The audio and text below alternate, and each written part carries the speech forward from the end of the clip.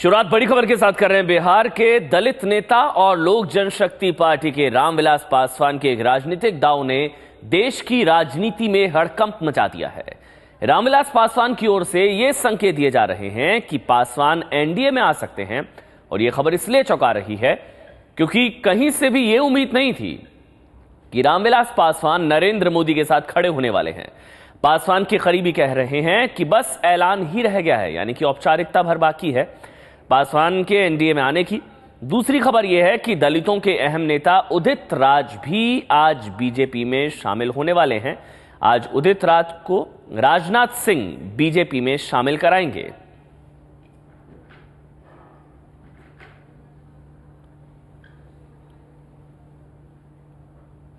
तो रामविलास पासवान के एनडीए में आने का औपचारिक ऐलान ना तो एलजेपी ने किया है और ना ही बीजेपी ने। वो भी पार्लियामेंट्री बोर्ड के मेंबर हैं और वो पार्टी के राष्ट्रीय उपाध्यक्ष हैं, तो हर किसी के एक अपना अपना पक्ष है। तो यही सारे पक्ष, सारे नेता हमारे पार्लियामेंट्री बोर्ड की बैठक में रखेंगे। बट हकीकत यही है कि अभी हमारी किसी भी और दल से या किसी भी और विकल्प को लेकर हमारी कहीं पे कोई चर्चा नहीं हो रही है, कहीं पे कोई बातें नहीं हो रही हैं। जब पार्टी का पार्लियामेंट्री बोर्ड ये डिसाइड करेगा उसके बाद ही इस पे आगे बातचीत की जाएगी। कोई पार्टी लाइन के खिलाफ नहीं है, हर कोई ये डेमोक्रेटिक पार्टी है, हर किसी का अपना अपना पक्ष रखने का यहाँ पे उनको हक है, अधिकार है। देखिए हमारे अक्रॉस द पार्टी लाइन्स, क्योंकि पिताजी की छवि इतनी अच्छी है, हमारे राष्ट्रीय अध्यक्ष की अक्रॉस द पार्टी लाइन बहुत अच्छी जान पहचान है, तो काफी और विपक्षी दल और पक्ष दल के नेता लोग आते रहते हैं, बातें होती रहती हैं। बट हर बातचीत एक राजनीतिक समीकरण पे ही आके बैठे ये जरूरी नहीं। तो आज रामविलास पासवान बेशक बीजेपी के साथ हाथ मिलाने को तैयार है, लेकिन सुनिए अतीत में क्या बोल चुके हैं मोदी और बीजेपी के बारे में। रामविलास पासवान नरेंद्र मोदी पर दंगे कराने का आरोप भी लगा चुके हैं। पासवान गुजरात का दंगा में मोदी का तो हाथ है ही, और इसलिए हमको इस बात का खुशी है कि सुप्रीम कोर्ट ने जो है आदेश दिया है, और ऐसे लोगों को जेल भेजना चाहिए जो लोग जो है धर्म के नाम पर जो है हिंदू मुसलमान के बीच में दंगा फैलाते हैं। और वो भी यदि एक आदमी दंगा फैलावे तो उसकी एक अलग बात है, लेकिन यदि जो सर स्टेट जो पूरा स्टेट जिस स्टेट का हेड हो और वो स्टेट वो दंगा में झोंक देती, इससे ज्यादा खतरनाक बात तो कुछ नहीं हो सकती है। चुनाव में इसका क्या प्रभाव पड़ेगा? चुनाव में बीजेपी वैसे ही साफ हो रही है और साफ हो जाएगी। हमारी लड़ाई कोई कुर्सी की लड़ाई नहीं है, कोई मुख्यमंत्री बनने के लिए नहीं लड़ रहे हैं। हमने साफ तौर से कह दिया है कि आरजेडी हमारा दुश्मन नंबर 1 है, बीजेपी हमारा दुश्मन नंबर 1 है। दोनों के साथ में न प्री पोल हो सकता है न पोस्ट पोल हो सकता है। तो बदलते सुर देखे आपने रामविलास पासवान के, पहले जिसकी बुराई की फिर उसी के साथ भी खड़े होते नजर आए। बीजेपी ने खबर की पुष्टि नहीं की है, लेकिन लालू प्रसाद यादव ने जिस तरह का बयान दिया है उससे तो खबर पर मोहर लगती दिख रही है। चुनाव में जो भी भारतीय जनता पार्टी के प्रति बहुत जबरदस्त लोगों का प्यार उमड़ा है, और एक चुनाव के बाद बयान साफ हो गई है कि बीजेपी के नेतृत्व में सरकार बनेगी। तो बहुत सारी पार्टियां अपने अपने तरीके से विचार कर रही है, और जैसे ही कुछ निश्चित हो जाता है तो हम जरूर आपको पहले बताएंगे, क्योंकि कोई कॉन्क्रीट मसला होता है, जैसे आज उदित राज का प्रवेश है हो रहा है तो हम बता रहे हैं, लेकिन जब तक चीजें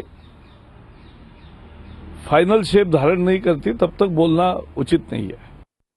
हम अंधा नहीं है, हम सब देखते रहते हैं, और रामविलास जी के प्रति कोई अनादर का भाव हमारा नहीं है, न दुराव न भगाव, ये हमारी नीति नहीं रही है। कोई दुराव भगाव रहता तो संकट के समय में रामविलास जी को हम मदद नहीं करते, उन दिनों में याद होगा। अब उनके पार्टी के बड़े नेता कोई हो सकते हैं, हमारे नजर में ये नेता लोग नहीं है जो घोषणा किए हैं। कौन सूर्यभान सिंह का जो आप नाम ले रहे हैं, ये सब व्याकुल भारत है। रामविलास जी लोजपा पार्टी, कोई पार्टी हमारा कोई एजेंडा नहीं है।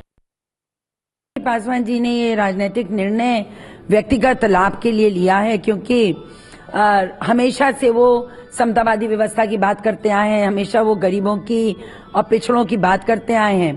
परंतु सब जानते हैं कि भारतीय जनता पार्टी पूंजीपतियों के साथ ही है। वो जानते हैं सब कि सामंतवादी सोच है उनकी, अल्पसंख्यकों के प्रति उनकी क्या, भारतीय जनता पार्टी की क्या रुख है, वो भी वो जानते हैं। मोदी जी आरएसएस से हैं, ये भी वो जानते हैं। फिर भी अगर एनडीए में गए हैं तो वो खुद बताएं कि उनकी अपनी सोच ने इसको प्रभावित किया है या उनके व्यक्तिगत लक्ष्यों ने। खासतौर पर रामविलास जी का या उनकी पार्टी एलजेपी का अगर भारतीय जनता पार्टी के साथ गठबंधन होता है तो मैं समझूंगा इस देश की राजनीति की विडंबना होगी, क्योंकि हमें याद है कि 2002 में रामविलास जी ने इसी मुद्दे पर इस्तीफा दिया था और कहा था कि जो गुजरात में दंगा हुआ उसके लिए मोदी दोषी हैं और उनके सरकार को बर्खास्त करने की मांग की थी।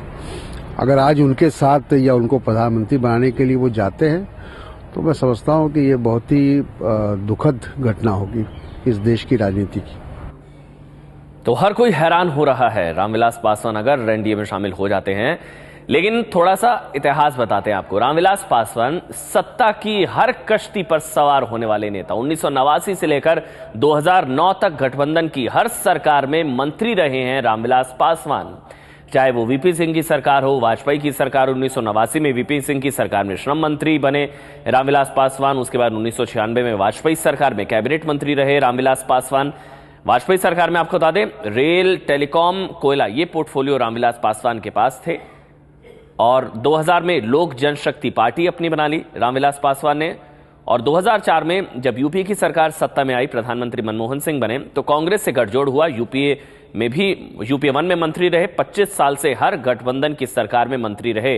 राजनीतिक गलियारे में यह भी चर्चा रहती है कि जिस भी पार्टी के साथ वो जुड़ते हैं उसकी सरकार बन जाती है। तो 8 बार लोकसभा सांसद रहे हैं रामविलास पासवान। अभी फिलहाल राज्यसभा में, और अब इस तरह की खबरें हैं कि वो एनडीए में शामिल हो सकते हैं।